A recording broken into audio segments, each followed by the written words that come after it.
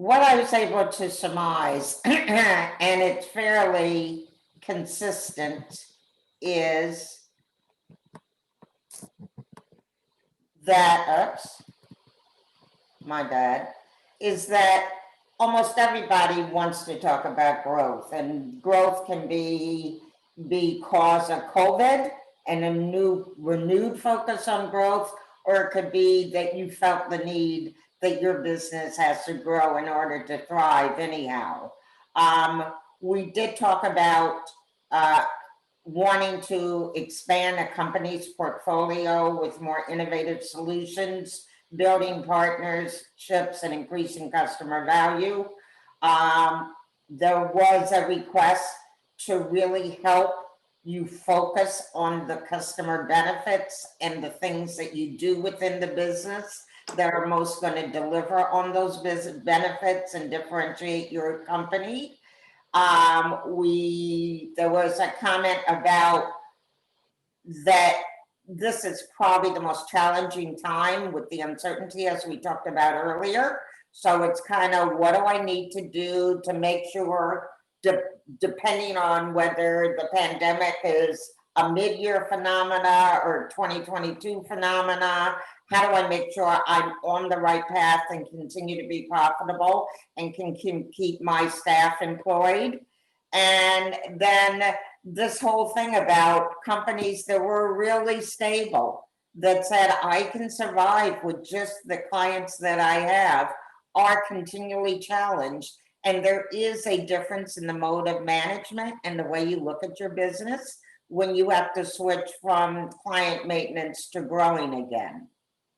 The comment that I'll make before I pass back to Wendy to talk a little bit about your SWOTs is that today's session ought to be able to add value to each one of these areas. And at the end of the day, we may come back to this chart and see whether we accomplish our objective. Given that, Wendy, I'm going to now pass it back over to you to talk a little bit about the SWOTs, okay? Great. Thank you, Margaret.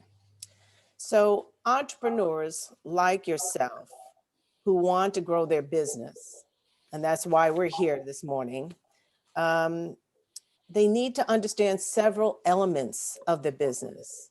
The first is to determine where you are. It's time to diagnose your company's strengths and weaknesses, what's working and what can be improved. You need to understand and appreciate what your company's core competencies are. And that is a deep proficiency that enables your company to deliver unique value to customers. It embodies an organization's collective learning, skills, and processes that distinguish your company in the market. You need to have an understanding of the competitive landscape today and tomorrow. To put it simply, the competitive landscape enables you to analyze your market, observe the conditions or drivers under which competitive strengths will exist or emerge, and to understand the role of the government, of the industry, and other businesses in your industry or adjacent industries. All are fundamental for you to understand the competitive landscape. Understanding industry and customer trends is paramount. Keeping pace with market trends is never easy. And we know day to day, you've got a business to run after all, and we all said we needed to focus on this. However, it's important to understand what your industry is ever changing. And in order for you to stay ahead of the curve and avoid competitors passing you by, you need to be able to move with the times. You need to be mindful of the trends in the space in which you operate your business so that you can quickly adapt your strategy to the latest industry insights and create a better customer experience. Keep your eye on technology. It has disrupted many industries. Disruptive technology is an innovation that significantly alters the way that consumers, industries, and business operate. A disruptive technology replaces the systems or habits of today because it has attributes that are recognizably superior. Recent disruptive technologies include the whole social media that Sam's World is taking advantage of, e-commerce, online news sites, ride-sharing apps, and GPS. Well, there is a tool that can help you keep a pulse of your business, and it is called SWOT. SWOT is an acronym for strengths, weaknesses, opportunities, and threats. A SWOT analysis is a useful tool to help you better understand your business's current prospects for success. Factors that are internal to your business, such as your key management personnel, are evaluated as either a strength or a weakness. External factors such as the economic environment, the pandemic, those are all described as either opportunities or threats. Your SWOT analysis will create a snapshot of your business situation today. Key to conducting a SWOT analysis of your business is to make it realistic.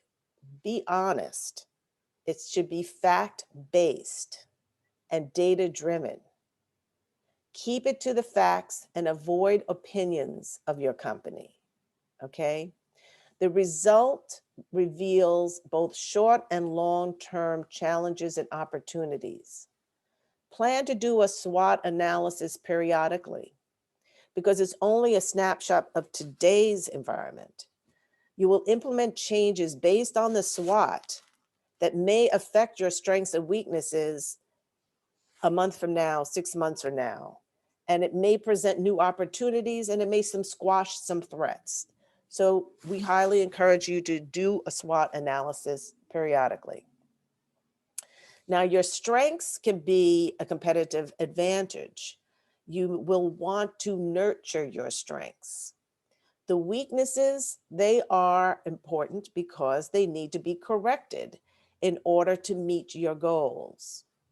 The opportunities could allow you to improve your position in the market or grow your business. So it's important to understand what the opportunities are. And the threats represent potential problems that you should consider and address. Examples could be an entry of a strong competitor, increased regulation, a change in customer buying preferences. Take a look at items in one category, and you may see how from a different perspective, they can fit into an opposite category. For example, if you ignore an opportunity, it could become a threat if a competitor decides to do it. So why don't we just take a minute to do a poll? And Margaret, you're going to launch the poll for us. We want to see how many of you have done your SWOT analysis prior to this session. So if you would just select whether or not you brought an updated SWOT analysis to your session.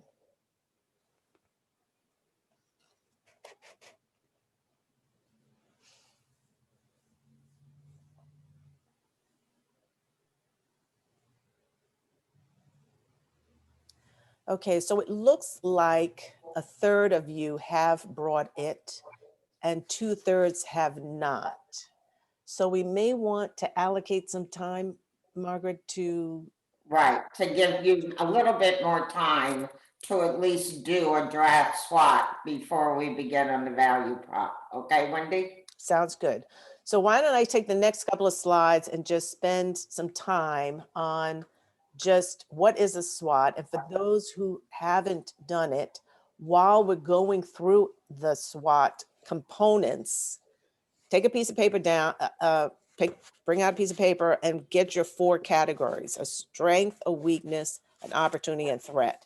And as we walk through it, you can complete your SWOT, okay? So remember, it's fact-based. It's not going to be your opinion. Here are some of the questions you should ask yourself about the business from an internal perspective. Don't be limited by the template space. Just write down everything. It's like a brainstorming session. Let's start with strengths. What does your business do well? Write that down. What would your customers say about your business? What do you think your competitors would say you are good at? If you have any customer surveys, they can also give you insight on what your customers think about your business. Also, we recommend that you ask any of your customer-facing employees what they've heard from your customers about what they like doing business with you, why they like doing business with you. If you have any sort of unique technology or skill sets, those would be strengths. And what do you do better than any of your competitors? That's also a strength. And it's also an internal thing, it's an internal perspective. Now let's look at weaknesses. Be honest. What do your customers complain about? Why do you think your competitors do better than you? What technology aren't you using that you should, or maybe you need to invest in purchasing some new technology so that you can improve your operational efficiency?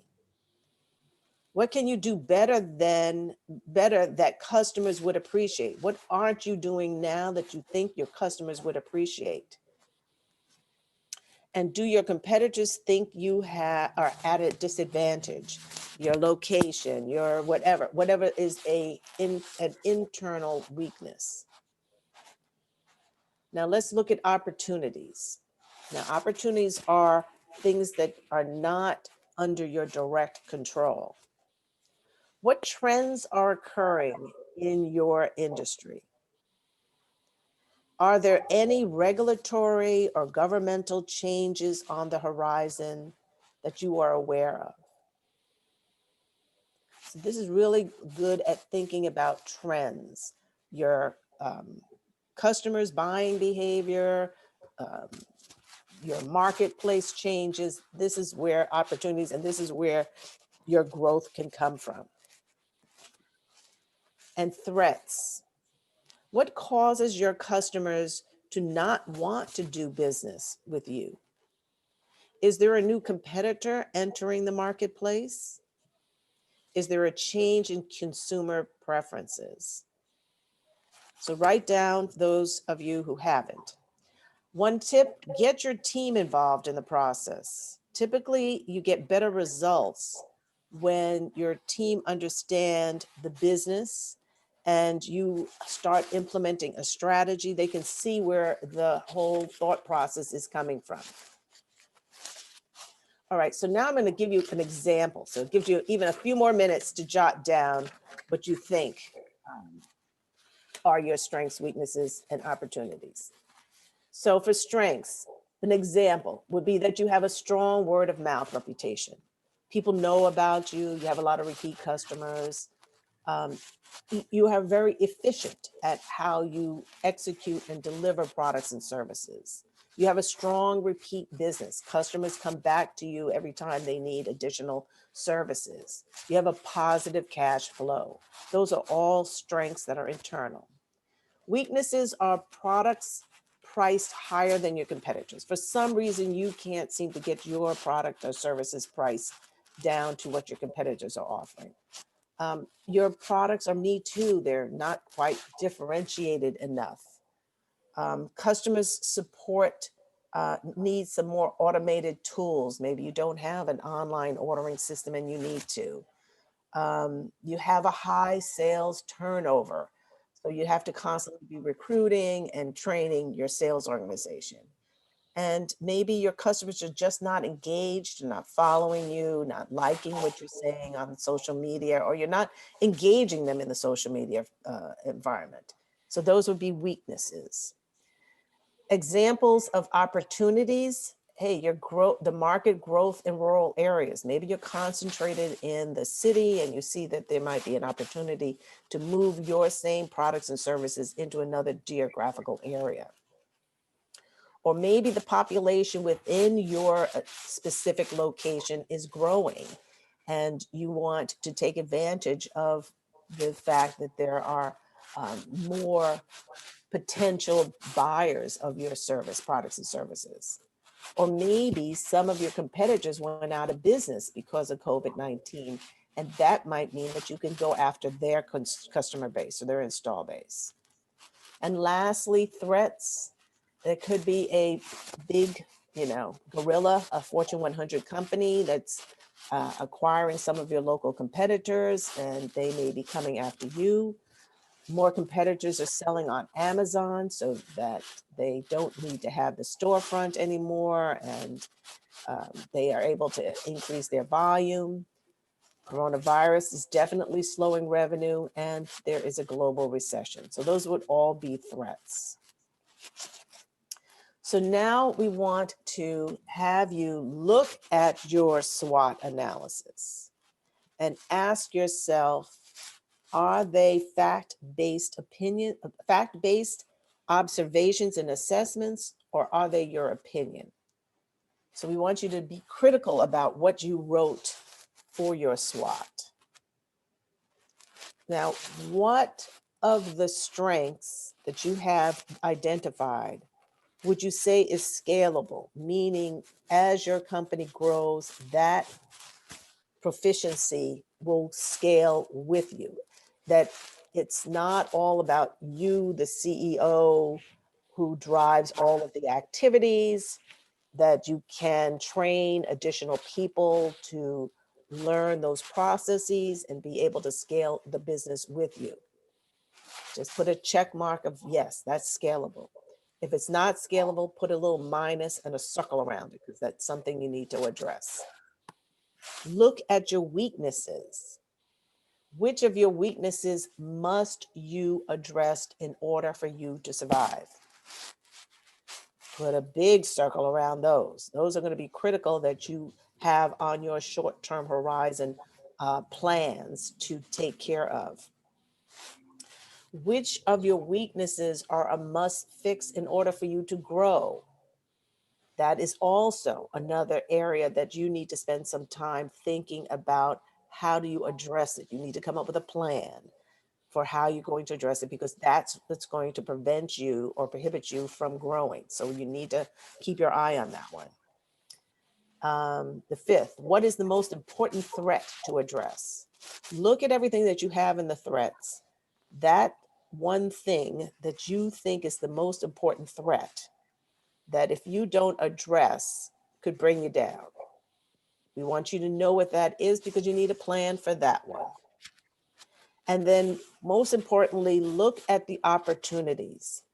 Which of them, and you can put a plus sign next to those, should you definitely pursue, because that's part of your growth plan. Now that you've kind of gone through this again, is there anything you need to change or add to your SWOT? And feel free to just unmute yourself if you have a comment that you want to make about your SWOT or that you wanted to change.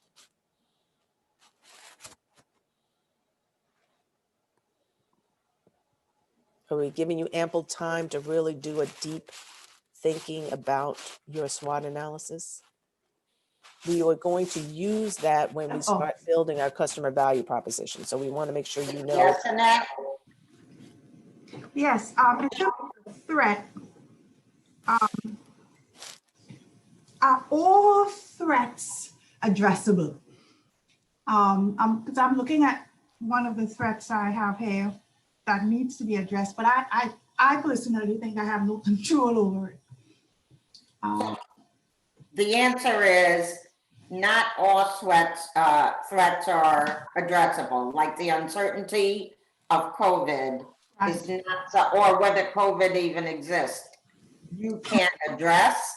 Right. But all of a sudden, that means that when you do your growth strategy, if it's about a threat creates uncertainty, that means you need to have multiple scenarios. If it goes this direction, I go do this. if it goes that direction, I go in another direction. And by the way, you look for strategies that will work in both environments, and you just have to nuance them. You try not to address an uncertainty with like two totally different strategies, because it's impossible to manage to that.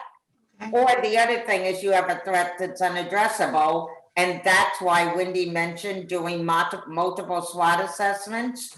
You have to keep on coming back to see what new news is on that threat that at some point may allow you to do something tangible about it. But the net is, you can't do anything about all threats. You can't do anything about a large corporation who inevitably is going to buy up your competitors. But knowing that, you may try to do a very, very niche focus on your business so you still can own a part of the market. That answer your question in part, Annette? Yes, it does. That was excellent. Thank you so much. Okay. Great. Anyone else?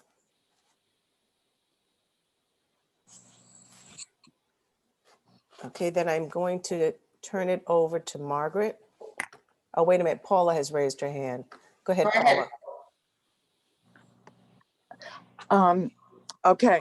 I agree with what this previous young lady said about threats. Threats do come from some out of our control, like the pandemic, but there could be a coming recession, and that's also a threat. My competitors are, pardon the expression, they're dropping like flies, and I could be the last one standing, but my biggest threat is Amazon. And I've been trying to pivot in that direction, in the sense that I'm trying to use social media or create some kind of visual and podcasting events in order to connect with my present customers. The suggestion was, well, I'm trying to get future customers, but you said something that was very important before, which was about word of mouth. And I'm trying to lock in my present customers who really have lately sent me notes and said how wonderful their experience was. And so we want to do a webinar or a podcast presentation, so that, and it's not about selling though, it's about somewhat entertaining and somewhat about informing and educating. And we really think they're going to like it. And then they'll go back to other people and tell other people about how we do things. And so this was how to handle my threat. The other thing is that that's really kind of hard is, in my case, rent is a very big drag on my business. And so many customers say, well, I wish you were nearer to me, but I'm central to Boston. There is no store like ours in Boston. The last one in Cambridge will be leaving. There'll be nothing inside 128. And so the thing is moving might not be an option, not in the next few years, because I'm locked into a lease. But the thing is my rent is truly a drag on my bottom line. And again, hence why I'm always looking for new business. And I thought through word of mouth would be a way to go. So that was my SWOT analysis, which, by the way, I did do, but I left it on my desk at the store, and I'm at home. Sorry. Okay, it's okay. And you know what? The only thing I want to add, because Paula, I don't know whether you heard at the beginning, I literally live around the corner from your store. So I know you well, and you can look for new revenue streams. Like, what's happening to the 7 and 8 year olds who are supposed to do ballet lessons where it's not being offered anymore? They are being offered. Okay. That is one of the big, there's where my drop is right there. You hit it right on, and it's not just 7 and 8 year olds, it's 2-year-olds to 8-year-olds. They have literally dropped off the face of the earth because their parents are afraid.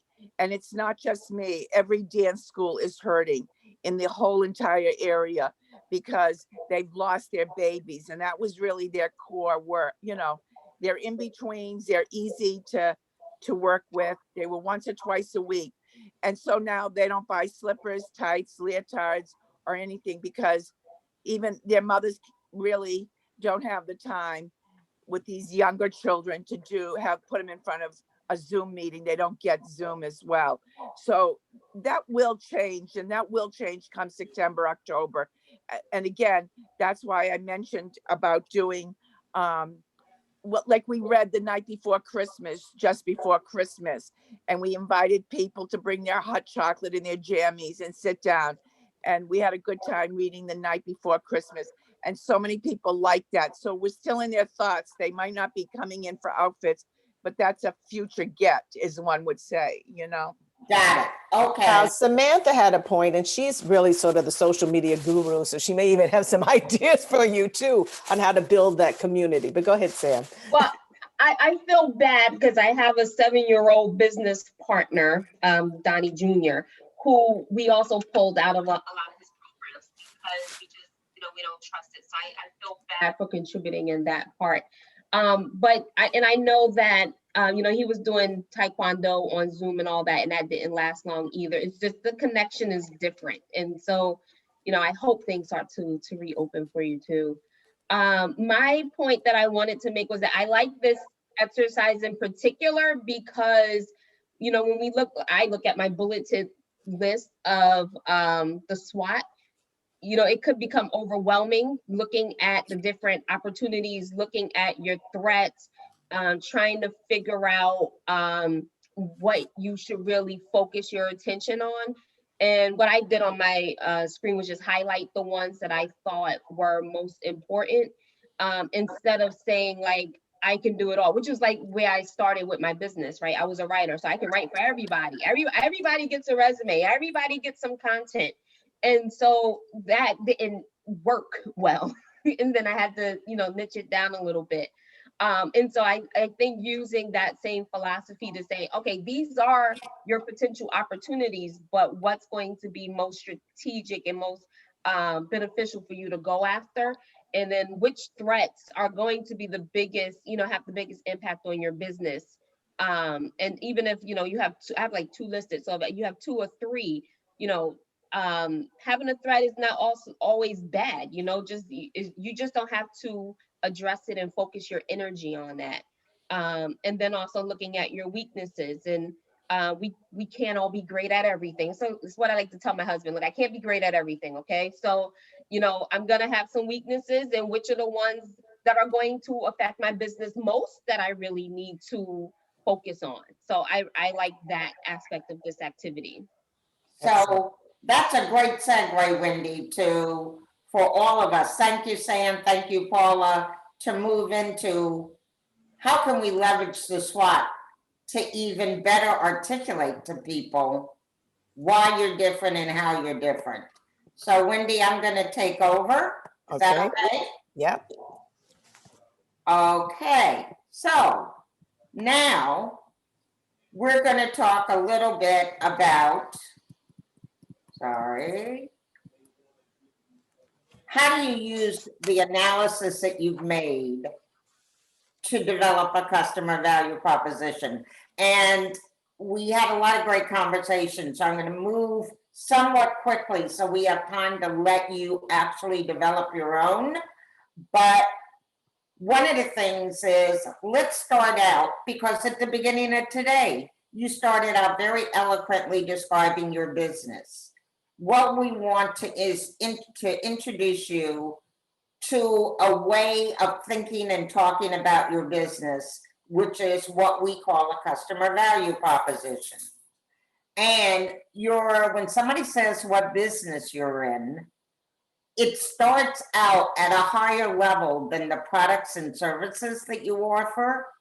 It's the value that you deliver to customers. So you start out describing your business by defining the problem you solve and who you solve it for. And then you give them 3 things that you do well that allows you to say, when I I not only solved this problem for you, but here are the 3 things that I do well that differentiate me from competitors. Simply, your value proposition is the reason why customers buy what you sell. As an aside, even though we're not all in growth mode now, admittedly, an effective value proposition not only will give you new customers, it will make it easy for people and employees to understand why they want to join your organization, because they understand and they can really resonate with what sets you apart. Clearly, it will help you out with investors and lenders. And several of you talked about partnerships. If you can describe your business as a customer value proposition and you make your potential partners articulate the same, you can very easily see at the highest level what kind of synergies or what kind of potential problems there are. So let's go a little bit deeper. If you have a customer value proposition, some people think about a customer value proposition as, oh, that allows me to give some sort of tagline to my business. But no, your customer value proposition and the promise and the value you deliver to customers needs to be articulated in your channels, which could be your online channels. It can be articulated through the way you sell to people and your frontline customer people, your customer facing people provide customer service. Clearly, it should show up in all your communications. It will allow you not only to determine whether your current products deliver the value that you say you're going to deliver, but it also will send you a signal that there are a lot of products and services that you're not offering today that may in fact provide that value proposition. Paula, you kind of got into it in terms of what are the other things that I can offer that will ladder up to the value proposition. I'm not going to do it for you, but it's higher than just selling dance apparel or exercise apparel. It will impact your culture and it will impact your manufacturing or the way you produce your product. By the way, similar to the SWOT, you got to keep reality in the back of your mind. Whatever your value proposition needs to be, you need to be able to say that you are certain things you do well. And every time you claim to a customer that you do something well, you need to make sure you can give them tangible proof points, things that they can see, touch, and experience that prove to the customer that you really do deliver on that value proposition. So, it's a value proposition starts with what you do well that customers value. By the way, as I'm saying this, take a look at your strengths part of your, take a look at the strengths portion of the SWOT you just did. You are looking for things that you do well that not only do they deliver customer benefits for which you can provide proof points, but by the way, they also have to be scalable. So if any of you is a small organization and you say, the way I provide customer service is my thing I do well, that's not really true if the whole purpose of this is to grow your business, because you would have to tell me that you documented the way you do customer service and are able to teach it to new people in order for that to be considered a scalable capability. If the strength is in your individual personality and network alone, then that is not considered scalable. So when you look at your strengths, are there things that customers value, which is a set of skills, processes, or experiences in some activity? Are there things that you do well that are difficult for competitors to imitate or claim in some way? Is there the ability that you do, go ahead, was there, do you have the ability, if this is a strength, can you say it's institutionalized? Another word for that is, can you recurrently deliver the same value to customers? And can you provide, and I'll give you an example in a moment, proof points that you really are delivering on that value? Usually, you need more than one thing you do well. You need to have one or two other core competencies or strengths that you can put together in order to be strikingly differentiated from competitors. And as I mentioned, if you can get to a value proposition statement that talks about the promise and the overall value, not the list of products that you offer, you will actually possibly see that there are many new services and products that you could offer that would allow you to grow your business.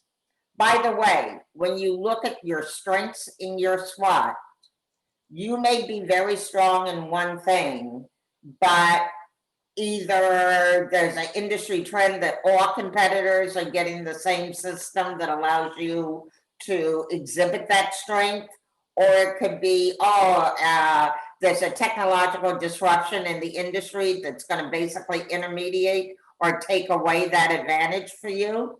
So the sustainability of what you do given trends, that's when you need to look at your SWOT, particularly at threats. So are the strengths you say that you have sustainable and still deliver customer value once you look at the threats? So I'm giving you different ways to intertwine your SWOT analysis into your thinking about your customer value proposition.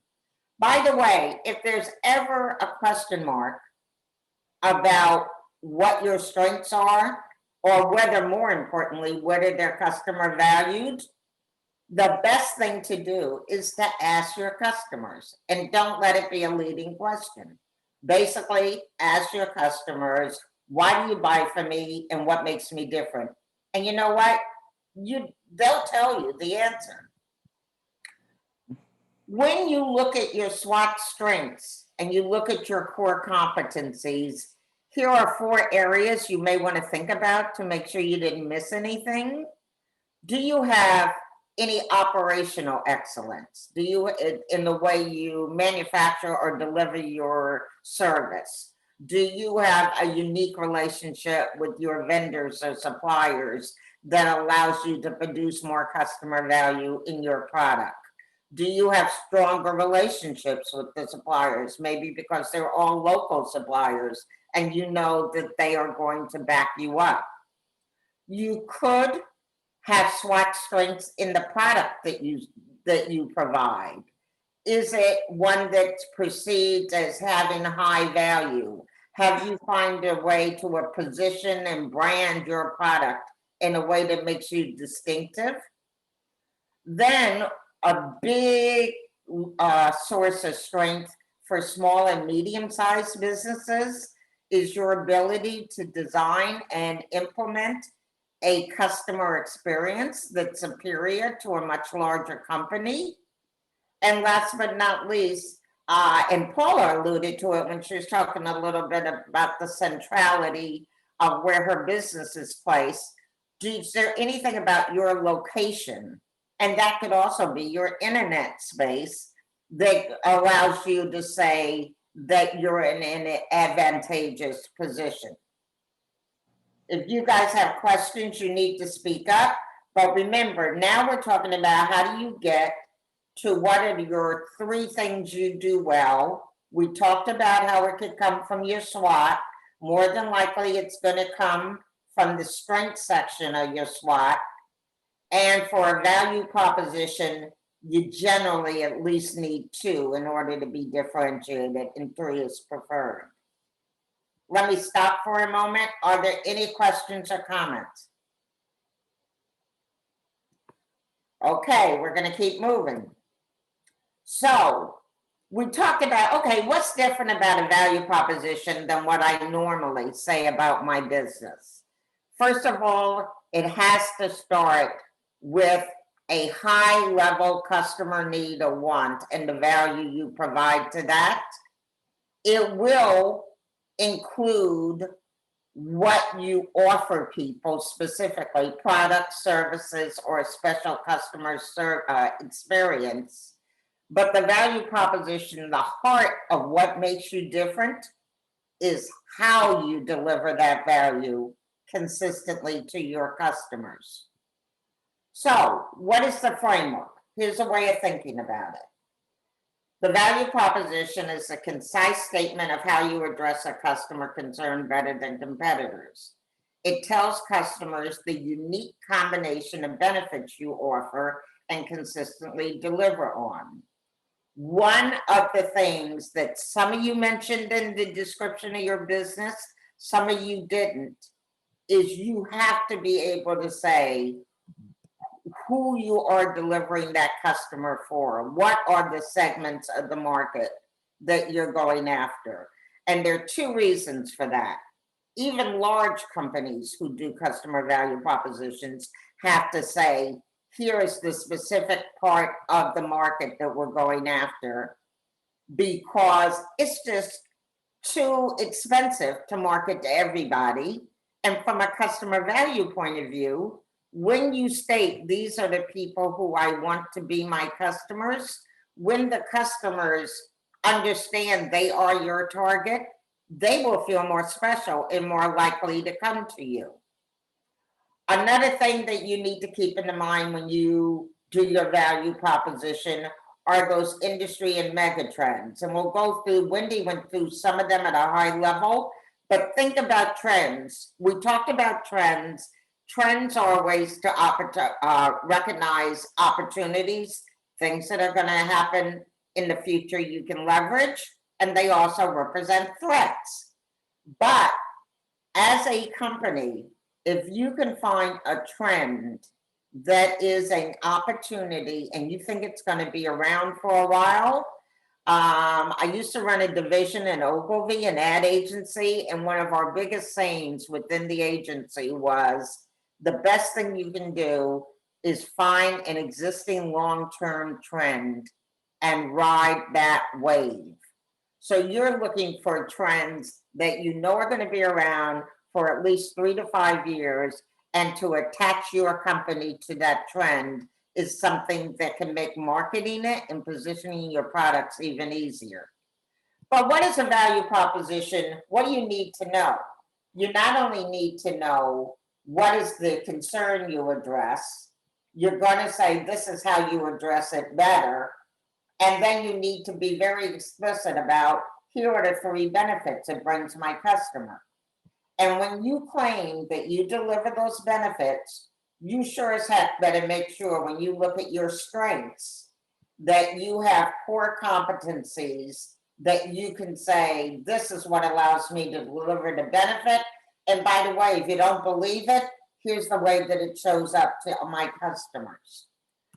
So along the way, after you do all that, you can then position and do marketing messages.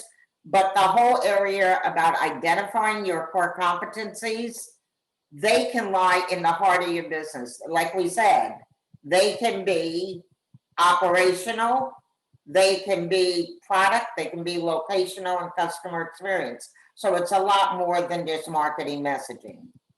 So skipping forward, let me give you an example. It's a consumer one, but I think you can resonate with this. Even though they're in a different environment now, think about Planet Fitness. Planet Fitness, who are they targeting?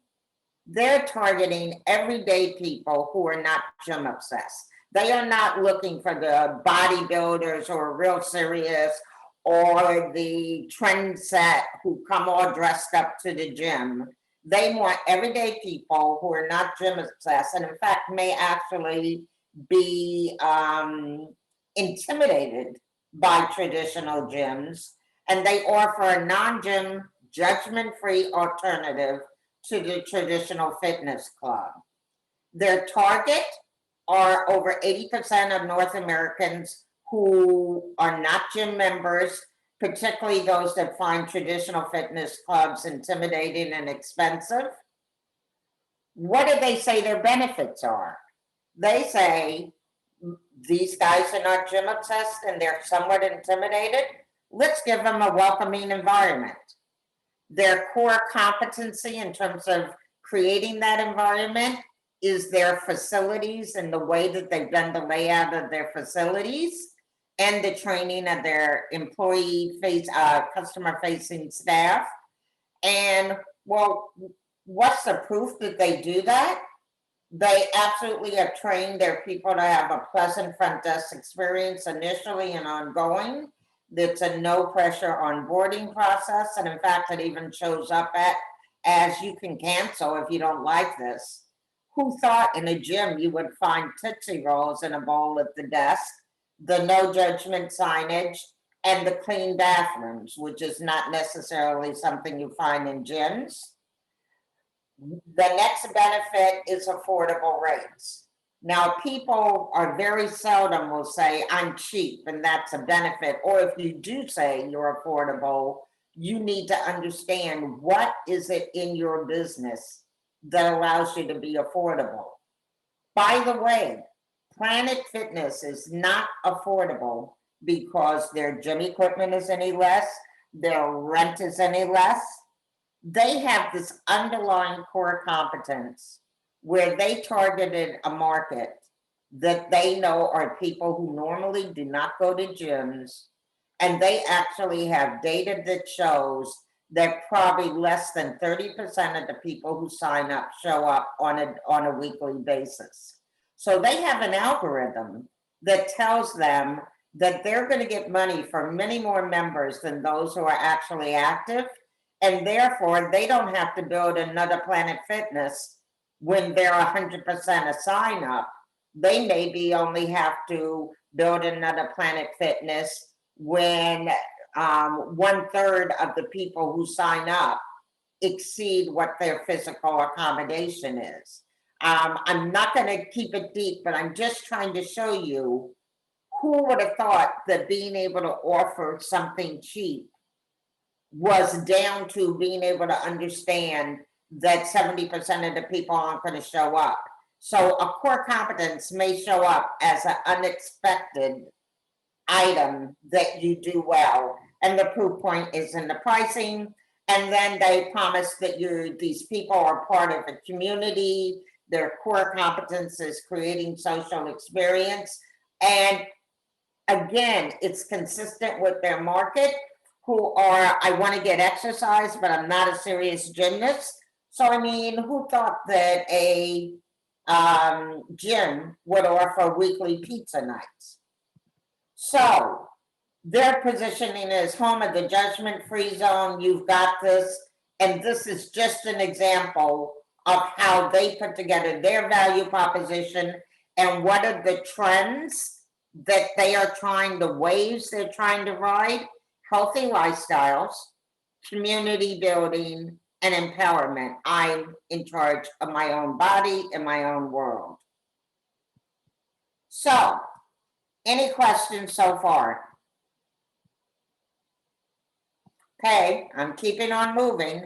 So, the customer value proposition development process means that you, and you're only going to be able to get a taste of this today, need to look at those industry trends, and those trends are somewhere buried in your opportunities and threats part of your SWOT. Then you have to identify not the little need, but what is the concern that a customer has around the need. And those can show up as, those needs sometimes can show up as the trends that underlie opportunities. So when we talked about Planet Fitness, this need to be healthy is really about a concern about a healthy lifestyle. So that's why you really need to look at industry trends to make sure you have a customer concern that's going to be around for a while. Then you need to identify your customer valued core competencies and the value they provide the customer. Usually comes from the strengths section of your SWOT. And we're not going to spend a lot of time on it today, but I will give you something in your appendix when we give you this presentation, that all of this, you can have the best value, the best core competencies, but then your guardrails are going to be what's going on in your competitive world. And that's going to come from your weaknesses and your threats.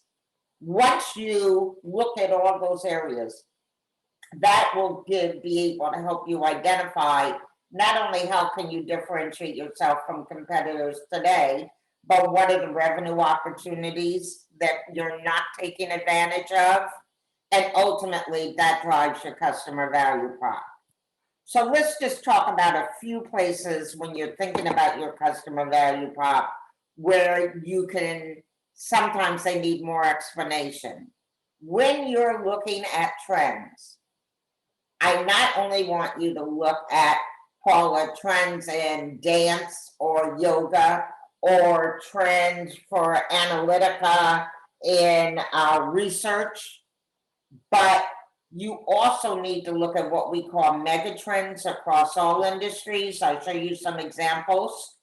And specifically, if you're in business to business, not only do you want the trends in your domain or industry, you want to know mega trends, but if you're concentrating on a customer set in a particular industry, you need to understand the trends that your business customers' industry is experiencing. The other thing you need to watch out with trends, and it gets down to what are the trends that I can address and which ones I can't, is that you need to look at the role of technology. And what are the new technologies like artificial intelligence, robotics, that will either shift my customer concern or change my business model or how value is delivered in my industry? And also, industry disruptors could be something that is not technological. That could be talent shortages, regulatory changes, or new market entrants. It may sound a little bit high level, but one of the biggest opportunities as an entrepreneur that you can find is an opportunity that nobody's addressed yet. Typically, you might call those invisible compromise, where you have a customer concern. The customer is saying, I'm just going to have this concern forever and ever. And you identified it as an area that you can uniquely address.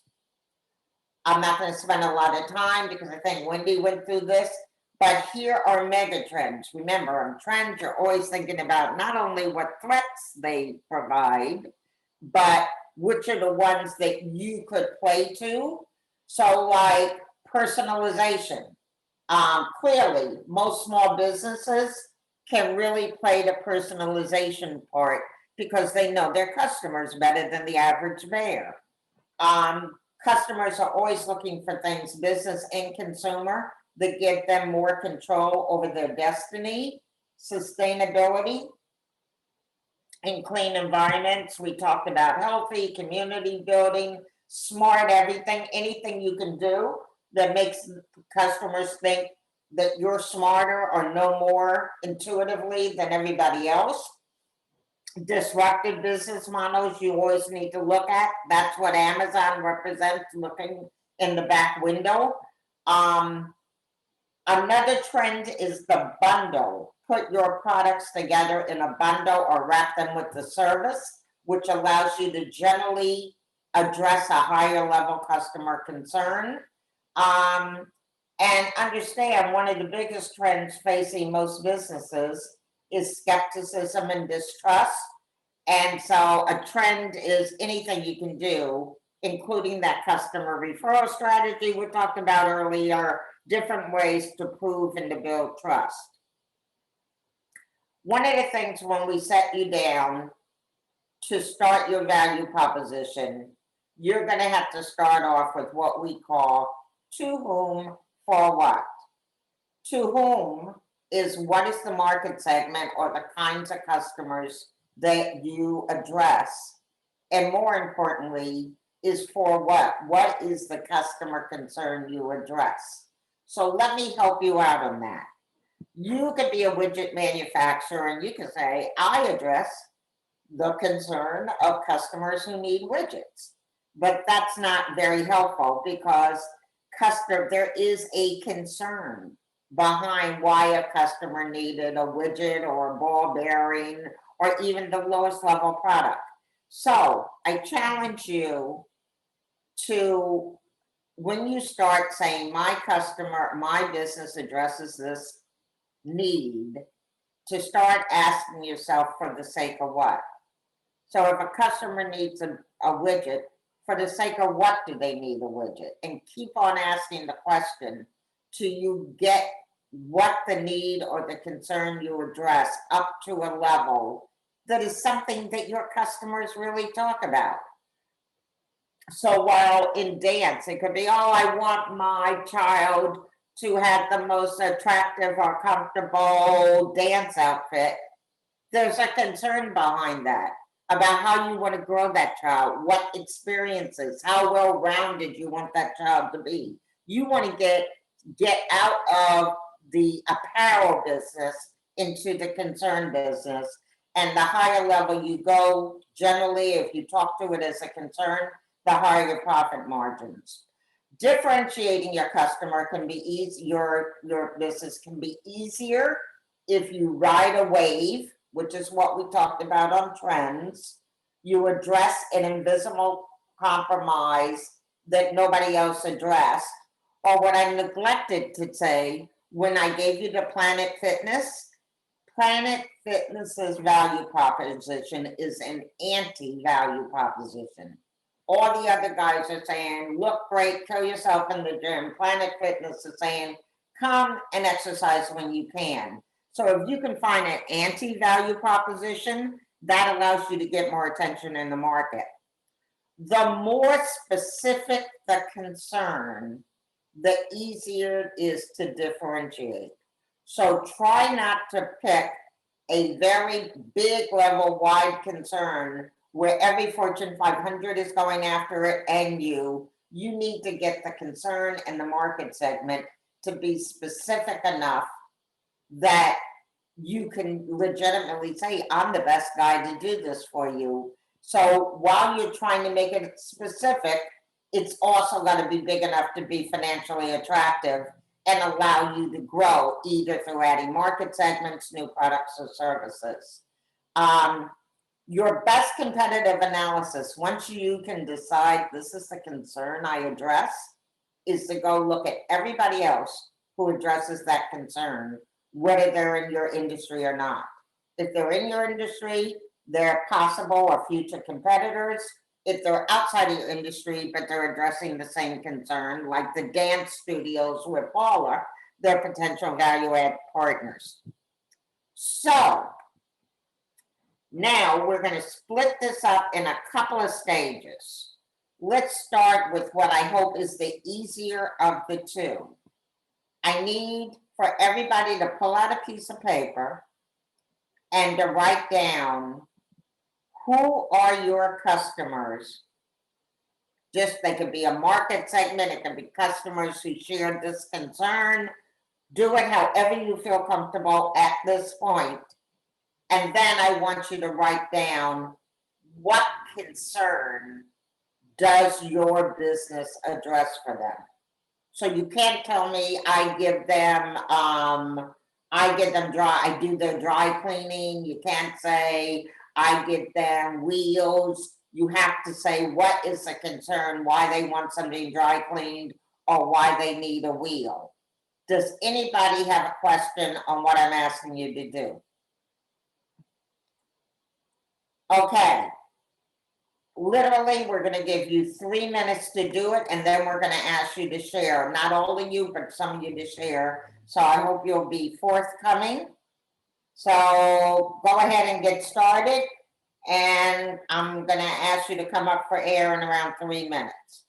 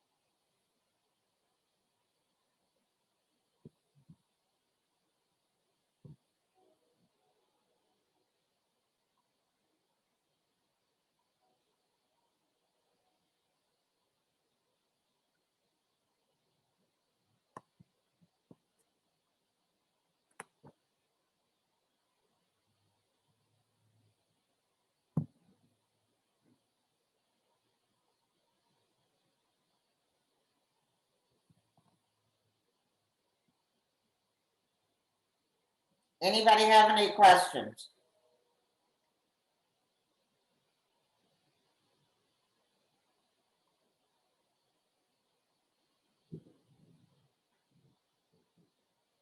I'll give you one more minute. I know it's gonna be quick and dirty, but remember, this is the first step and we have a second step before we can say we actually attempted to do a quick and dirty value proposition. And to checkpoint the who are your customers or what concern you address for them, you ought to have your SWOT right next to you to see if that provokes any thoughts.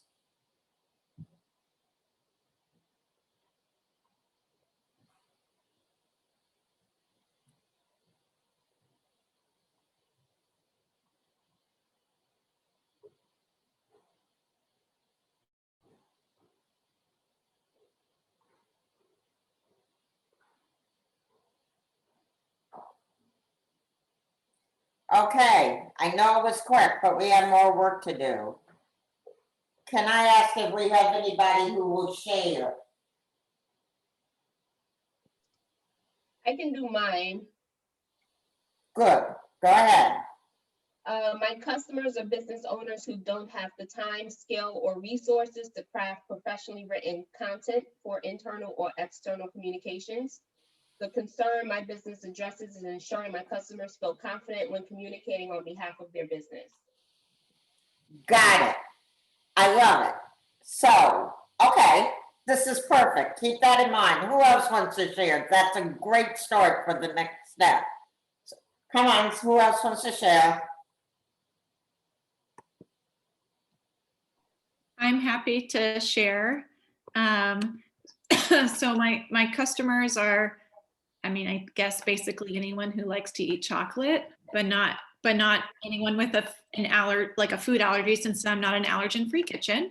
And their concern is typically it's been historically someone who needs chocolate as a gift and less purchasing for themselves. Short and sweet. Go ahead.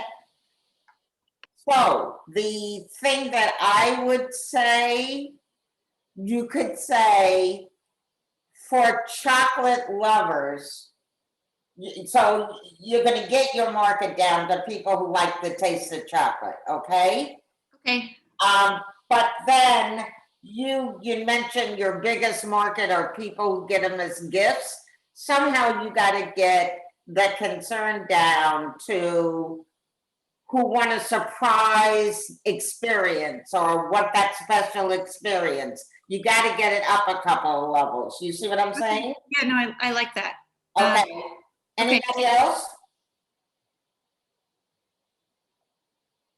One more and we'll get down to the work of the work. Okay, hello, this is Annette. I'm presenting mine because I don't think I got it. So some feedback will be helpful.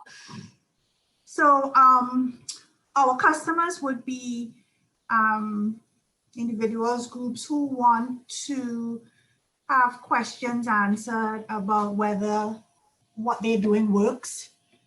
And the concern that we address is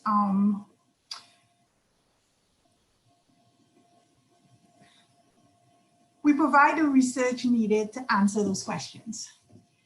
Okay, so thought starters on that. On the question of what the market is those who are questioning what they are doing works. If I were to say, for the sake of what are they concerned about that, what would you, what's an example you give me? Okay, a simple one, a research I just completed.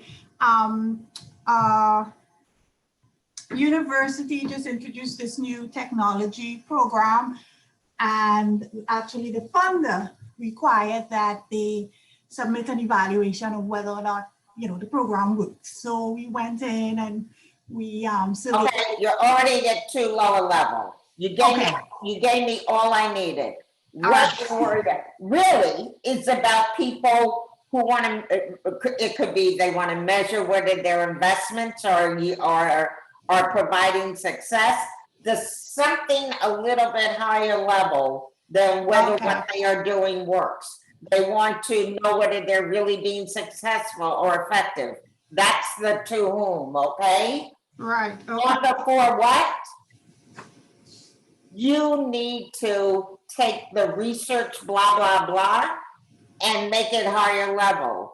You provide them a dashboard. You provide them the answers. You provide them something, the metrics and the proof, but you need to get it up above the level. You got to ask for the sake of what on the research, for the sake of what, for every element of what you offer. Does that make sense? yes, it does, and I'm glad presented. Okay. I said I didn't get it, yes, okay. Mhm. Now I'm going to give you guys a second shot. We emailed to everybody this piece of paper. Did everybody receive it in their email yesterday?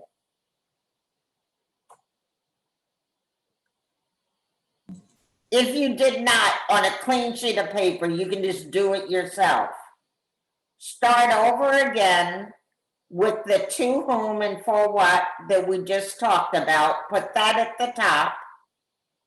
And then now you got to go one level deeper. What is the customer benefit that you offer? Every time you put down a customer benefit, no, I'm going to ask you what's your core competency that allows you to deliver it.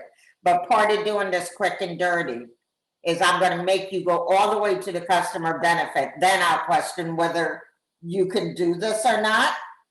But for each customer benefit, you got to give at least one proof point that a customer sees that would make your claiming that benefit believable.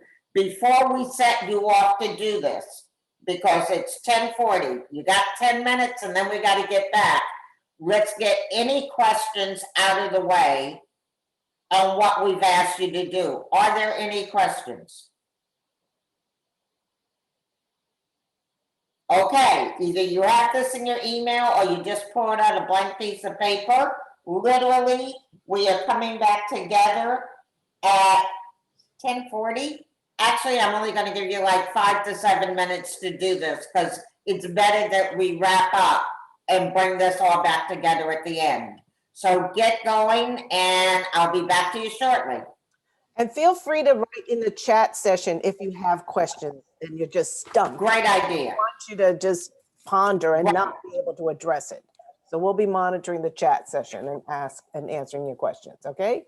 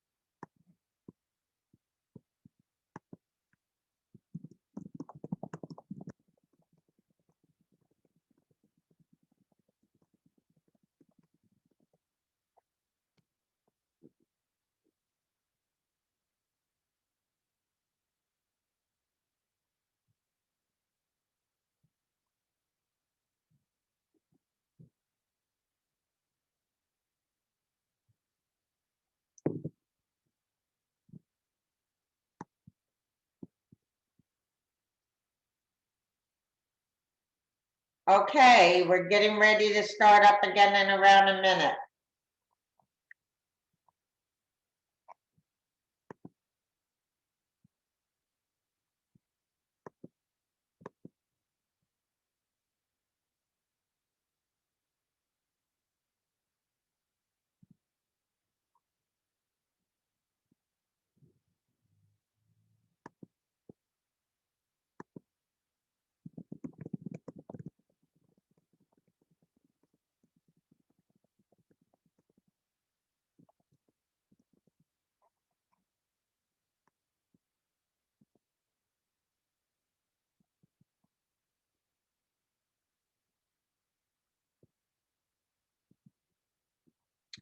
Okay, unfortunately, I'm gonna cut you off a little bit earlier because it's important that we at least get one example so you guys kind of see how it all goes together.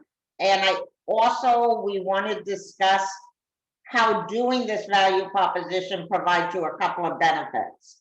So I'm gonna ask for those who are brave. Is somebody ready to share theirs? And it should be in the form of, for these kind of customers, I address this concern, and here are the benefits that I provide that address that. Anybody want to give it a shot?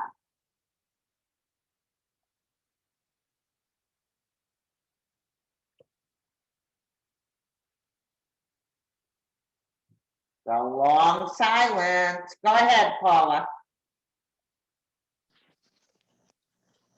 Okay.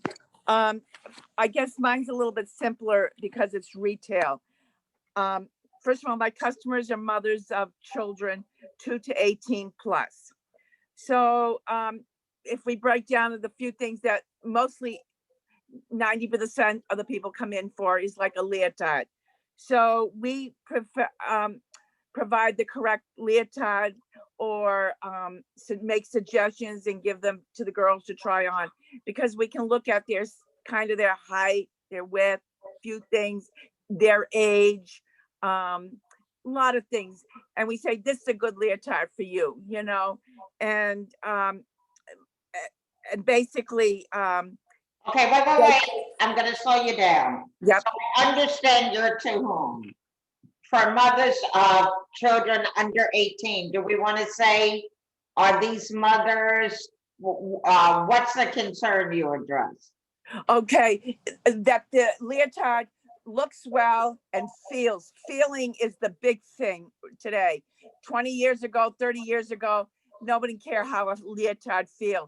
It seems everybody doesn't like it scratchy. Okay, stop. I'm gonna make you raise up. One life, one world in the search of new revenue streams. You may want to be in more than the leotard business. So That's for not just mothers who have children under 18, who want their children to feel comfortable and good when they do something, okay? Are you with me? yep. Now, here are your 3 benefits you offer. What do you offer? The experience and expertise to fit all kinds of dance equipment. How's that? That's fine. Give me one proof point, something you do. You have expert fitting consultations. You have what?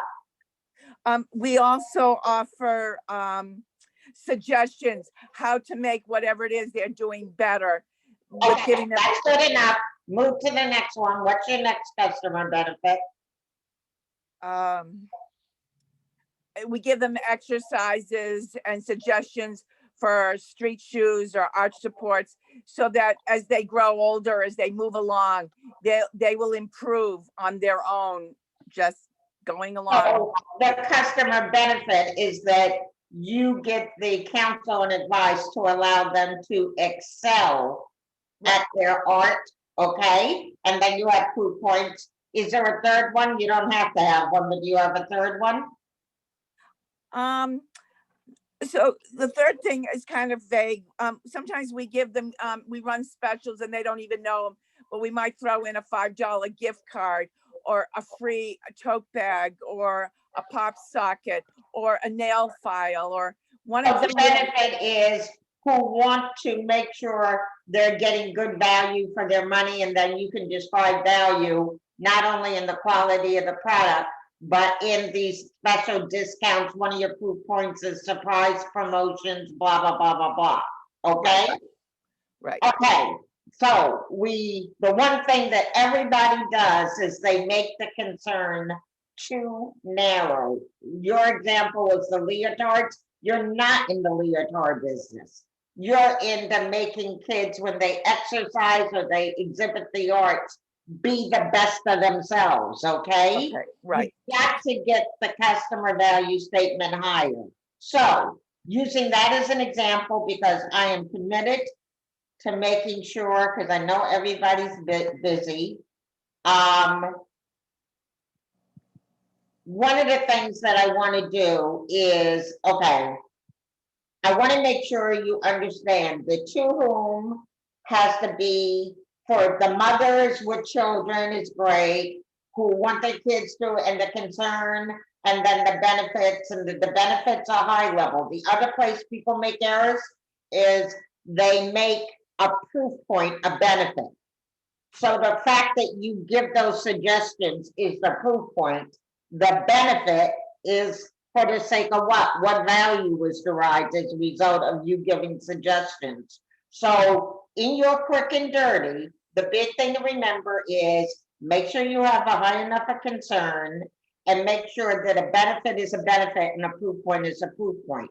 Why is this valuable to you? We're going to talk a little bit about how you can use it for growth, but the biggest thing, and we don't have time for you to do it today, but I swear it will be useful to you if you were to go back to the very first exercise that Wendy had you do, where you wrote down your description of your business and the 3 benefits, and now spend a little bit more time and clean up your quick and dirty customer value proposition, and then you judge for yourself which is a more effective articulation of the business you're in. And the next time somebody says what business you're in, or you're introducing your company, try to use, you say, you know what, Dancer's Image is for mothers to blah, blah, blah, blah, blah. By the way, you better watch out on mothers. There are a lot of fathers out there, so I'm not sure you want to focus on mothers, but you can, who want this for their kids, and what we provide are blah, blah, blah. You don't need to do the proof points when you're just doing your elevator speech, okay? One of the reasons why we want you to discuss your business at that high level is if you describe it at the level of a concern versus of a product or a very specific need, you will see new opportunities to grow and expand your revenue. One of the things is you might look at, well, when I say this about my business, doesn't give me an opportunity to increase my share of wallet with existing customers. So in the case of Dancer's Image, it's like, well, what kind of ancillary services that you could put on that you might charge for or might be free value add? Will it give you access to new customers in your existing market segments? And I'm not saying dads is the deal, but maybe it's more than just the mothers 2 to 18. Maybe it's grandparents. Maybe it's dads. Will it allow you to enter new market segments? Well, if you provide those things and maybe you want to go off on the yoga side more, maybe there's a way you can do it because it's about the feel good.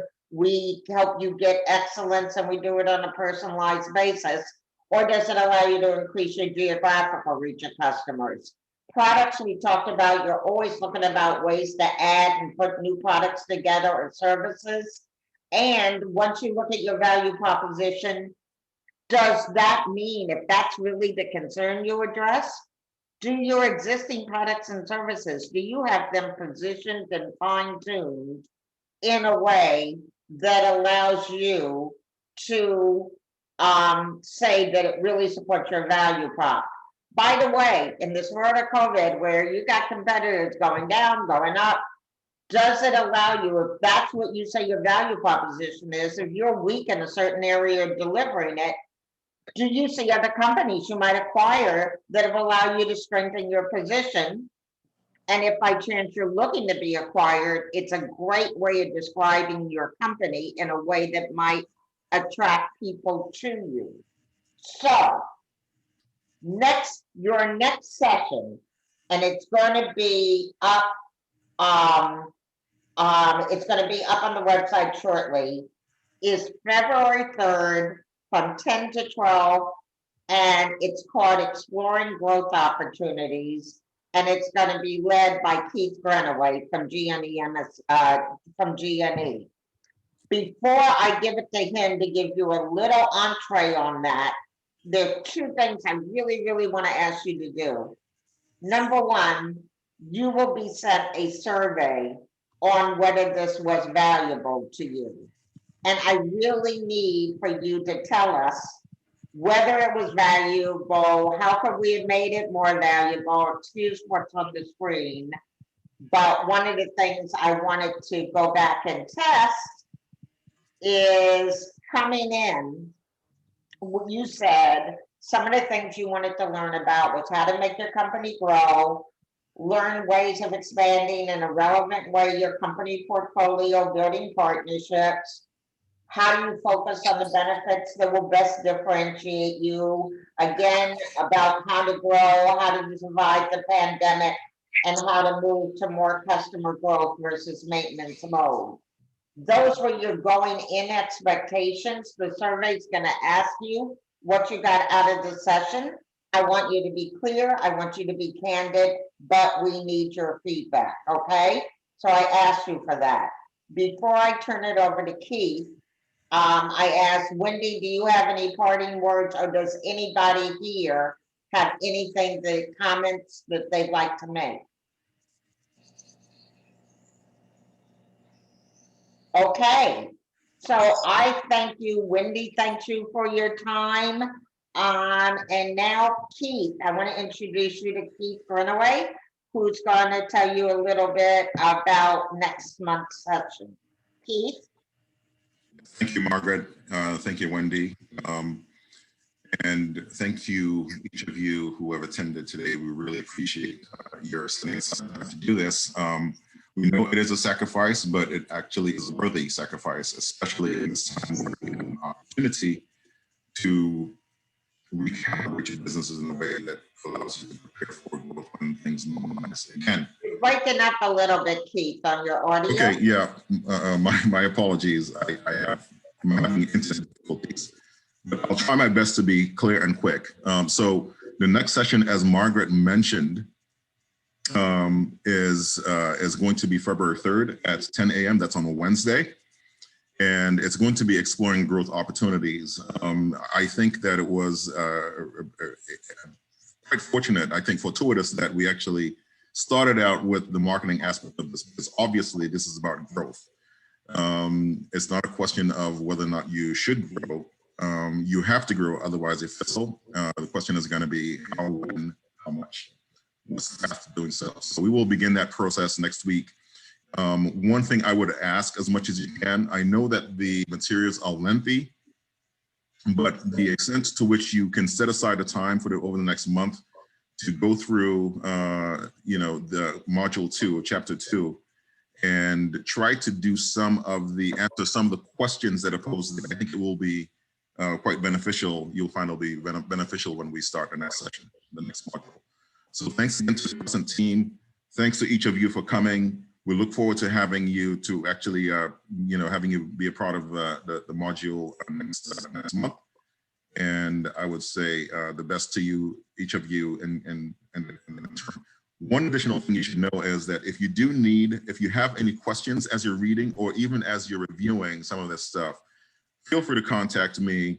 Feel free to contact Margaret as well, and Wendy. There will be, they will set aside some time to actually talk to you, clarify some things, but you can also contact me as well. Okay, and we'll be giving Ileana a copy of this presentation. And if you look at the end of the presentation in the appendix, it has some hints on how do you look at competitors, which we said it's important for you to do, okay? Great. So thanks again, everyone, and we look forward to seeing you next month. Okay, have a Have great a good day, guys. Okay, take care. Thank you. Bye-bye. Bye. Thank you. Thank you. Bye. Thank you. Thank you. You're welcome.